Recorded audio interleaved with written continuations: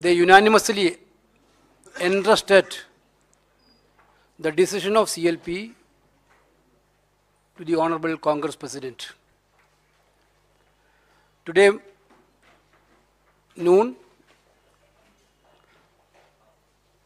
Mr. D.K. Shivakumar and Manikrao Dakhareji has given detailed report on their observation about the CLP meeting.